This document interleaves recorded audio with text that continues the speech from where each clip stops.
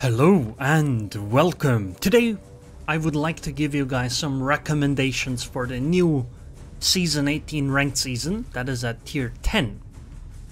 Now let's get the first thing out first. The most important piece of information: do not bring an Audacious. Do not, for the love of God, do not bring an Audacious, okay? Do you understand me? Do not bring an Audacious into ranked. Okay, anyway, that's the most important part away. So this is a ranked season, and it actually has 3 different game modes as far as I can understand. It has domination, as you can see over here, right? We have the normal 3 cap circles. Then you have the epicenter mode. Epic enter means that you need to enter very epically, and that actually it doesn't really matter that much in ranked, because you're going to play close range-ish anyway. It's not quite as bad as it is in randoms. And then you have arms race. Yeah, we actually have arms race in this ranked mode, but it's not the main game mode, which kind of makes me sad because I really enjoyed arms race. In the background you'll see me play the Slava in this ranked season. Slava is not my highest recommended pick, not even close, but I think she's an okay ship for ranked. Anyway, let's get to it. So first of all, let's go through, I guess, the most important ships. If you're good at the following ships, you probably should play them.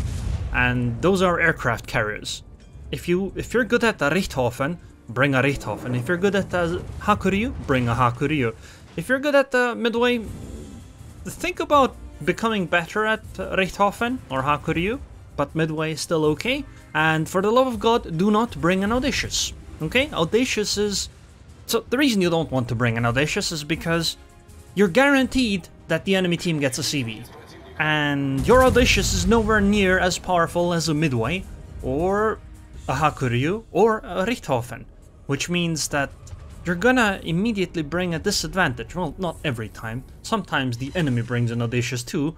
However, those are rare, because most people are going to heed this advice. So, yeah.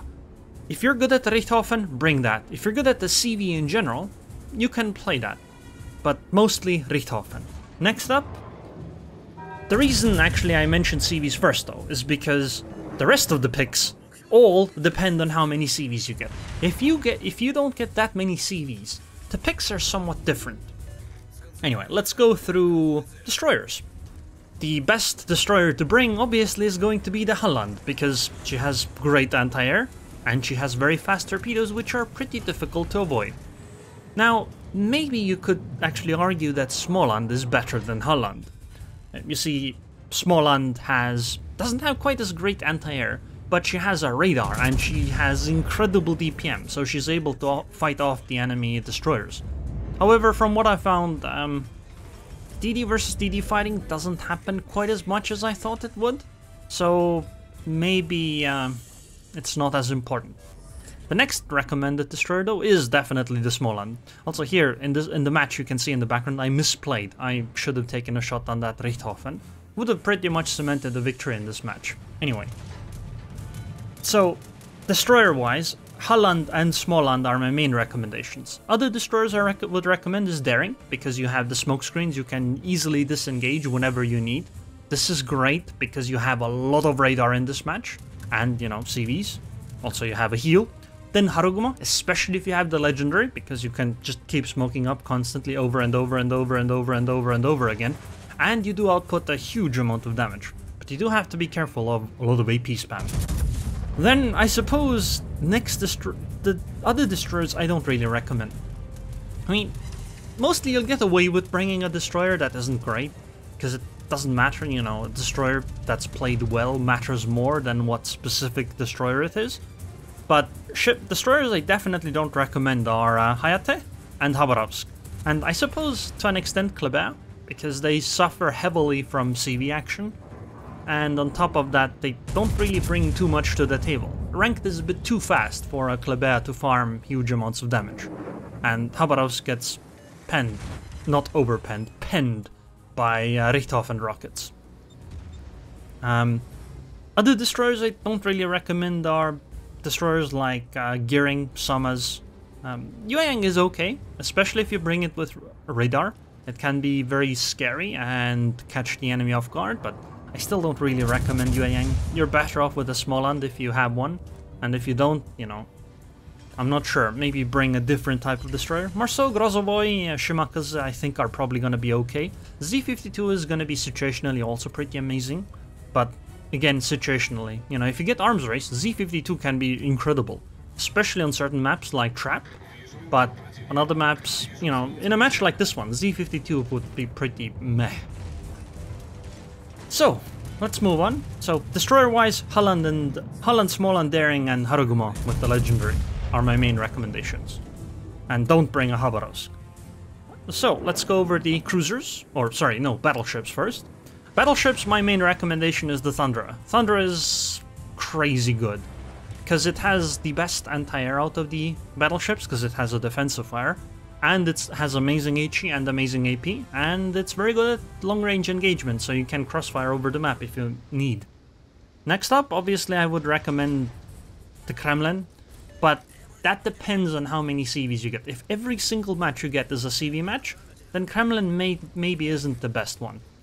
But if you get a decent amount of non-CV matches as well, Kremlin is pretty good, because while Kremlin does suffer from Richthofen AP dive bombers, and to some extent Hakuryu dive bombers, the main thing is that it takes a lot of time to sink a Kremlin because they have a huge amount of HP, and you know, they have the very good damage control party. So Kremlin is very good for pushing, and if the enemy doesn't have anything that can answer that, it's gonna be decent. Other battleships that I would recommend, Burgon, Ohio, Slava, and battleships I wouldn't recommend are Republic and Montana. If you have a GK Yamato Shikishima, I think you're gonna be okay if you bring them. Like, I see plenty of them, and they do fine, but I think ships like Thundra and Burgon are definitely better. Ohio is really good too, but I haven't actually seen that many Ohios, for whatever reason. So, now let's move on to the ships that basically set the meta outside of the CV, the cruisers. The main cruiser I would recommend are obviously cruisers that basically play as battleships. So, Stalingrad, Petropavlovsk. Two reasons. One, they have very good anti-air. Okay, maybe it's not very good anti-air, but it has very long range. And this makes it difficult for CVs to attack, especially if you have a whole group of them. And because of that, Stalingrad and Petropavlovsk are definitely my #1 recommendations. Then I would say that other cruisers that are very good are Smolensk, Venezia, Moscow, and Nevsky. Moscow and Nevsky are pretty obvious. Basically everything here other than Smolensk and Venezia have radar. Venezia because you have very good ability to flank even with CVs around, because you have the smokescreen that you can use to disengage. And Smolensk because, well, you have a smokescreen to annoy the enemy, and it tends to take a while to sink a Smolensk. Sure, sometimes a battleship is lucky or a cruiser and gets to blap her, but quite often I've found that Smolensks are a little bit like Worcesters. It can be difficult to sink them. You'll eventually do it, but sometimes it just takes a little bit too long. And meanwhile, the enemy can do all kinds of crazy things. So, cruisers that I don't recommend are Goliath and Colbert, and to some extent Zhao. Zhao herself is fine, but the problem is that matchmaking tries to somewhat balance nations. So if you bring a Zhao, the enemy probably gets a Yoshino, and I think a Yoshino just does most of the things you would want a Zhao to do, but just better, because of the better accuracy. Cruisers that are okay, I think, are Des Moines, Puerto Rico, Salem, Minotaur, but Minotaur, you have to know what you're doing. And Yoshino, Hindenburg, Henri, and I suppose Worcester a little bit. But Worcester depends on how good you are at dodging. I mean, look at that Worcester, right? That guy has been quite annoying, and it has taken me quite a while to sink her. And that's kind of my experience with Worcesters in general. But other times, you know, you just delete them and they have a horrible game. So that's kind of it. So the reason I recommend so heavily the Soviet cruisers, you know, Stalingrad, Petro, Moscow and Nevsky, are because they have a radar and they have long-range anti-air. Both of these combined make them, I think, very good for ranked. Oh, and it also helps that they're basically battleships. Well, some of them. Stalingrad and Petro can absolutely sub in for a battleship sometimes. And the main thing to consider though is that if you're very good at one ship or a specific class, obviously being very good at something out, you know, it makes up for a ship that isn't quite as good, and perhaps there are ways where you understand the ship that I don't. So, you know, these recommendations are rough guidelines, like if you really don't know what to bring. And I'm really sure that people are gonna do really well even in the Audacious. It's just that I think if you're not incredibly confident in her, I don't recommend bringing her. I mean, people say Slava can't tank, right? Look at this game, 2.5 million potential damage. I literally YOLO the Grosso Fest. Did the GK misplay? Yeah, but you're going to get matches like that in ranked. So, you know, sometimes you just luck out and other times you don't. It all depends on how you play and how the enemy plays.